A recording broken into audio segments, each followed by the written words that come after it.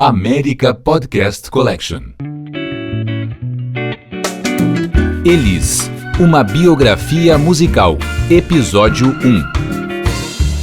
Oi, gente, aqui quem tá falando é o Arthur de Faria, músico, entre outras coisas, autor do Elis, uma biografia musical, que é um livro que saiu pela editora Arquipélago e que conta a biografia da Elis mais com foco na música do que propriamente na vida. A gente fala também da vida, mas na medida em que essa vida interessa para o resultado musical, né? Talvez pelo fato de eu ser músico, eu sempre me interessei mais por isso.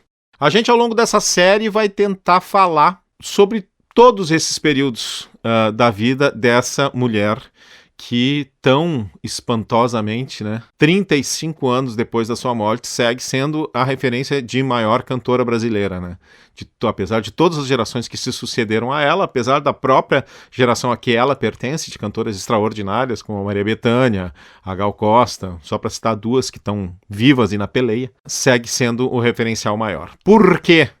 Qual é a minha teoria, como diria o Belchior? Eu não estou interessado em nenhuma teoria. Por que a Elis conseguiu, como poucos cantores no mundo, tendo um nível de excelência absoluta, duas coisas que não necessariamente andam juntas: o cantor e o intérprete.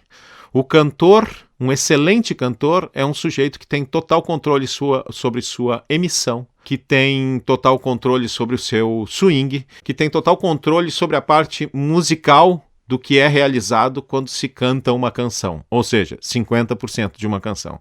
O grande intérprete é o sujeito que tem o foco nos outros 50%, porque uma canção, como se sabe, como você talvez já tenha parado para pensar ou não, é uma história ou um texto qualquer escrito para ser interpretado em primeira pessoa com uma melodia. É um gênero literário como o teatro, por exemplo, como a poesia. Só que como o teatro, ele exige um intérprete, ele exige alguém que o fale, que o entoe para dar sentido a isso. Então, os grandes intérpretes são esses, são os caras que botam o foco no texto, que parecem estar assinando como seu cada linha do que dizem. E isso é uma qualidade rara.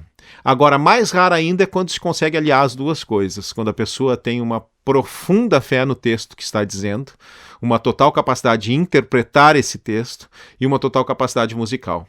São poucos artistas no mundo que conseguiram isso, Edith Piaf, o Frank Sinatra, a Mercedes Sosa, sei lá, se a gente pensar em figuras de hoje, para pegar em dois extremos a Beyoncé ou a Bjork, Poucos artistas conseguiram esse nível de excelência nas duas coisas, em tu acreditar em cada coisa do que eles estão cantando e ainda assim te envolver completamente pela música. Essa era a Elis. E a gente vai tentar entender um pouco como é que isso acontece. Alguma coisa eu posso garantir para vocês: absolutamente não era por acaso. Era muito esforço e muito talento. Elis Regina nasceu no dia 17 de março de 1945, um domingo, 2h10 da tarde, sob o signo de Peixes. Ela acreditava muito em horóscopo, Ela mesma dizia: eu sou do signo que é simbolizado por um peixe virado para a direita e o outro para a esquerda.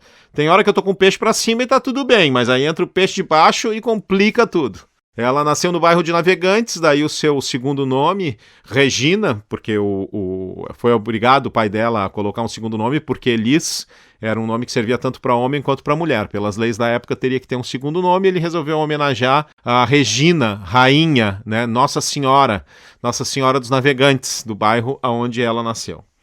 Logo em seguida eles se mudaram para o IAPI, e foi no IAPI, um bairro operário projetado pelo Getúlio Vargas, com toda a infraestrutura e todas as condições pensadas para os operários viverem num conjunto habitacional que até hoje é referência. E ali ela conviveu muito, era um bairro onde todo mundo convivia com todo mundo, E é um bairro de onde saíram muitos artistas. E a Elis teve uma infância de classe média baixa, trabalhadora, mas muito, muito amorosa, e gostava muito de música desde pequeno, começou a estudar piano, mas aí se desenvolveu rapidamente no piano, teria que comprar um piano, a família não tinha grana para comprar esse piano, tiveram que escolher entre comer e comprar um piano, e escolheram a primeira opção, que, segundo a própria Elisa, até que não foi má ideia. Aos 4 anos de idade, teve seu irmão, Rogério, que depois viria a ser o seu engenheiro de som, o seu sócio, em várias histórias que a gente vai contar ao longo dessa série. Havia na Porto Alegre daqueles anos, a gente está falando aí já de metade da década de 40, começo dos anos 50, um programa de rádio de muita popularidade. É preciso entender o que representava o rádio naquele momento. A rádio, até os anos 50, principalmente nos anos 40 e 50, era o grande veículo de unificação nacional, era a grande atração das salas de estar das casas das pessoas, onde hoje há a televisão, na verdade hoje há o computador, né, muitas vezes cada um no seu, mas onde havia a televisão até bem pouco tempo atrás, o que havia era o rádio ficava no centro da sala, as pessoas se reuniam para escutar a rádio. Uma rádio como a Rádio Farroupilha de Porto Alegre tinha só de músicos contratados 106. Daí vocês imaginam o tamanho do negócio, né? Tinha grande orquestra, tinha o jazz, tinha trios, tinha grupo de choro, tinha de tudo, e muitos cantores.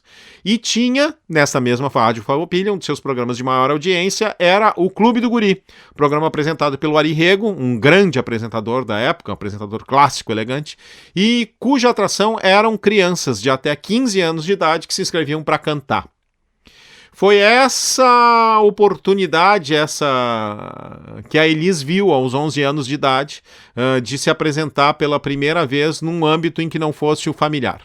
Todas as avós, todas as tias e todas as mães achavam um amor os seus filhos se apresentar no Clube do Guri. Ai, que coisa querida, chamavam as tias e tal. E foi numa oportunidade dessas que a Elis pediu para ir e foi levada até lá. Ficou tão nervosa, já no seu perfeccionismo ainda infantil, aos 11 anos de idade, que começou a sangrar pelo nariz e ficou encabuladíssima e jamais teria voltado ao programa se o acaso não tivesse agido e o Ari Rego tivesse encontrado uma tia dela numa loja e tivesse insistido para que ela voltasse, enfim. Aí ela voltou e a partir de então ela ficou no programa durante 2 anos que foram fundamentais para sua vida. Ela viu ali no Ari Rego e na mulher do Ari, a dona Deise Rego, que era secretária do programa, uma espécie de segundo pai e segunda mãe que acreditavam nela de uma forma que o próprio pai e a própria mãe jamais acreditaram. Acreditavam nela como artista mirim ainda, mas com depoimentos muito impressionantes. Eu me lembro do Ari Rego, quando eu entrevistei ele, falando da coisa assustadora que era aquela menina de 12 anos de idade, sendo a mais responsável, a mais caxias, a mais dedicada, a mais obcecada em ser sempre melhor. A Elis não chegou no Clube do Guri e arrasou imediatamente, não, ela foi pelo seu esforço se tornando, aos poucos, assim, ao longo de 1 ano, a maior atração do programa. Era um programa onde as atrações se repetiam, né? Um pouco como seria um The Voice da vida hoje, só que só de crianças. Só que ela se destacou tanto no programa que quando ela não tinha nem 14 anos de idade ainda, o Clube do Guri era um programa em que ninguém recebia nada, né? Recebiam apenas chocolates Guri, da Neugbauer, que era o patrocinador. Quando ela ainda não tinha 14 anos, a rádio concorrente, a Rádio Gaúcha, que então passava ao comando do Maurício Sirotsky Sobrinho, que depois seria o grande diretor-geral da RBS, importante meio de comunicação do Rio Grande do Sul, o Maurício Sirotsky Sobrinho contratou vários artistas da Rádio Farroupilha. E entre esses artistas, nesse pacote de artistas que ele contratava a salários muito maiores para a sua rádio, estava essa jovem menina de 13 anos de idade chamada Elis Regina, que já era uma estrela. Seria uma estrelinha mirim, né, deste programa, o Clube do Guri. Seria a primeira vez que ela ia assinar um contrato profissional e ia começar a ganhar salário, aos 13 anos de idade.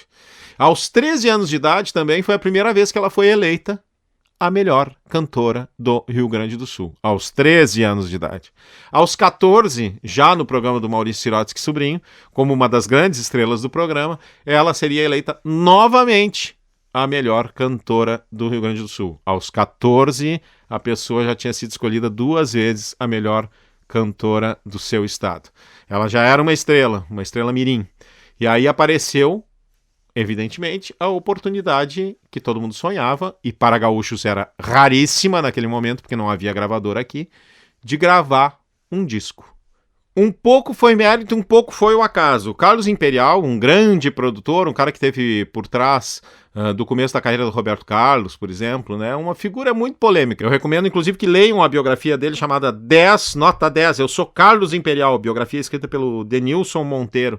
É bem divertido e bem elucidadora de muitos dados. Pois o Imperial estava recém-assumindo na gravadora Continental quando deram para ele uma fita de um compositor, radioator e dublador gaúcho chamado Eleu Salvador. Essa fita tinha músicas do cara, ele não gostou muito de nenhuma música, mas adorou a intérprete da música, que era quem? Elis Regina. E aí surgiu, o cara viu ali uma oportunidade. Gente, essas músicas não são grande coisa, mas essa cantora é incrível. Daí entrou em contato com o pessoal, descobriu que ela já era uma estrela local, apesar de que ninguém a conhecesse fora do Rio Grande do Sul. Ele insistiu e conseguiu convencer o diretor da gravadora, o Nazareno de Brito, a fazer um teste com a menina. Aí, lá se vai a Elis para o Rio de Janeiro, de ônibus, 30 horas de viagem, em março de 1961, gravar o seu primeiro compacto. Compacto puxado pela música Da Sorte, de um compositor de Porto Alegre chamado Eleu Salvador, que nunca teve nenhum sucesso além desse. O compacto fez muito sucesso, essa música Da Sorte fez muito sucesso, deu muita sorte e estourou a Elis nas rádios locais. Não tocou fora do estado, mas enfim, deu sinal verde para que fizesse o quê? Gravassem um LP. Nenhum artista gaúcho, tô exagerando, quase nenhum artista gaúcho gravou LPs nos anos 60. A última gravadora do Rio Grande do Sul tinha fechado em 1924 e só abriria uma nova gravadora em 1975. Então, os poucos artistas dessa época eram o Teixeirinha, um fenômeno de popularidade, né? Ou os conjuntos melódicos, como o conjunto do Norberto Baldalf e tal. Poucas exceções além disso. Pois a Elis é vista pela Continental, naquele momento, a gente estava em 1961, como uma grande possibilidade, uma menina de 14 anos cantando muito bem. Olha, a gente pode lançar a concorrente da Celi Campelo. Celi Campelo, do Estúpido Cupido e outros hits, era a primeira estrela do rock brasileiro. Tinha estourado no final dos anos 50 e ali em 1961 estava no auge da popularidade. Logo pararia de cantar porque casou e não pegava bem para uma mulher casada cantar, né? Mas naquele momento ela estava no auge. Ainda não havia Roberto Carlos, ainda não havia a Jovem Guarda. O rock ainda era esse rock ainda mais ingênuo do que a Jovem Guarda desses primeiros tempos. E os caras propuseram para Elis isso, dela ser a Celi Campelo da gravadora concorrente. Ela topou, afinal de contas era uma possibilidade de um contrato, era uma menina de 14 anos, mas é um disco do qual ela nunca se orgulhou e ela sempre teve muita vergonha disso. Não tanto do disco em si, mas de ter topado isso, né, de ser uma clone de uma artista de outra gravadora. A contracapa de Viva Brotolândia dizia que ali, naqueles sulcos, havia um broto cantando para os brotos. O texto, claro, era do Carlos Imperial. Se o compacto foi um sucesso estrondoso, o compacto do Da Sorte, o LP não teve o mesmo destino, né? Não fez grande sucesso nem mesmo no seu estado do natal, o Rio Grande do Sul.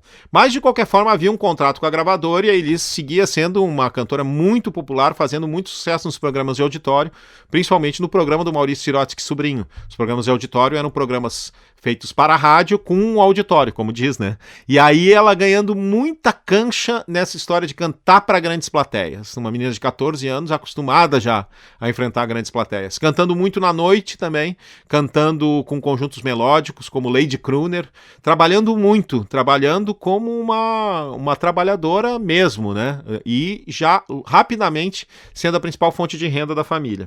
Veio, então, a possibilidade do segundo disco. O segundo disco, Poema de Amor, ele, de 1962, ele é ainda mais esquisito do que o primeiro, porque se o primeiro é um disco de gravadora de broto para broto, esse Poema de Amor fica no meio do caminho entre uma coisa jovem, ou já querendo lançar aquela menina de 16 anos... 16 para 17 anos como uma cantora madura. É um segundo disco de gravadora do qual a Elis também nunca teve muito orgulho e no qual ela não opinou nada, mas tinha que fazer. O curioso é que nesses discos eram gravados nas suas férias escolares, porque ela estava no colégio, né? Então pegava um ônibus, 30 horas de ônibus até o Rio de Janeiro, gravava o disco e voltava para Porto Alegre. O bom desse segundo disco é que ela começou a circular pelo centro do país para divulgar o disco, né? Pelo Rio de Janeiro e por São Paulo.